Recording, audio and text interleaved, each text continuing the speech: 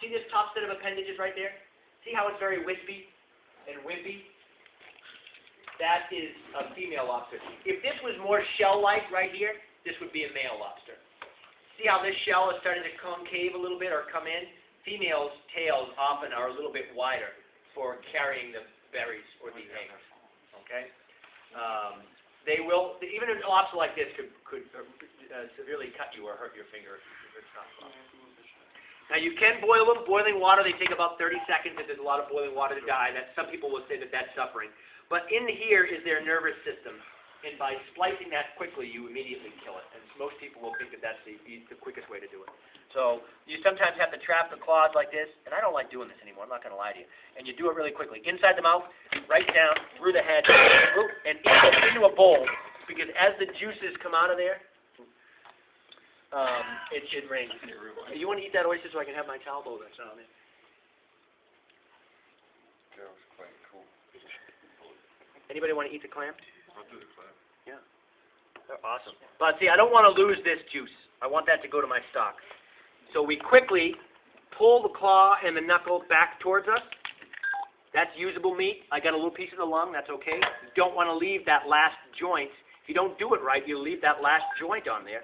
And at $25 a pound, you don't want to leave any meat. Again, took a piece of lung, but I've got it all. I then take the head. Sometimes you'll need a towel with these. Some people, this is the way they kill them. They just, alive, they rip them because it saves you a step. I've stopped doing that. Twisting and pulling, and we see. We're looking for several things in the head. We're looking for these, which are usually a little bit darker, but they're egg sacs. And oftentimes a female before or after the molt will have some residual egg sacs. And that's what's called coral roe. It gets bright red, and it's a great garnish, and it's very sweet. This functions as a liver. It's not a true liver, but it does the same thing. It's with the food goes through after it goes through its stomach, which, by the way, is in the head. You sometimes have to remove this little sac that's in the front of the head. We cut it apart. But if you feel in here, it's got like a little stomach, and inside that stomach there's little teeth, and that can be hard.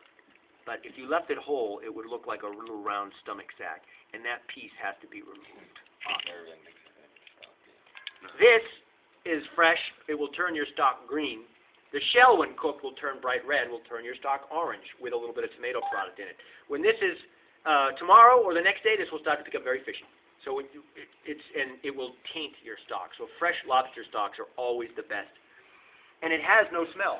That's the idea, right? If it had a fishy smell or an ammonia smell, you wouldn't use it in your stock. But often, with crabs and with lobsters and with shrimp, they deteriorate within 24 hours. Remember, lobsters have an enzyme in them along with other crustaceans that will start to deteriorate their flesh within 24 hours.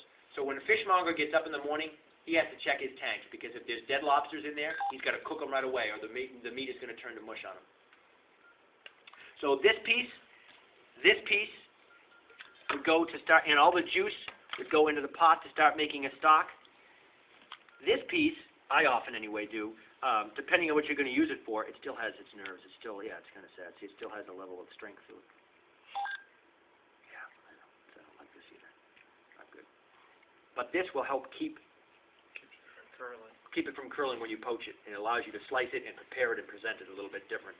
Now I'll cook this tomorrow. I didn't want to bring another burner over here, but the meat will come out of this. And if you do it right, the meat stays intact. This is a real good hard shell lobster, which is what they should be this time of the year. But the molt has been a little different the last couple of years. They've been softer longer into the season. People are blaming climate change, blah, blah, all that kind of stuff. But they should be really hard and difficult to shell. So the way you do shell it is using the back. These are easy to shell because you cut along here, pull it out, and you should be able to get that whole tail intact. When you shell this, you often separate the knuckle after it's been cooked from the claw. You take the band off of it, and you use a cover, and you have them all lined up. I line them all up. And you give it a good whack on one side to crack the shell. Turn on the other side, whack it again, and once you've done a million of them, you get it just right. You hit it just hard enough to crack it without going through. And then you want to try to get it intact, because then you pull this down and dislocate it, wiggle it that way, and try to get this off.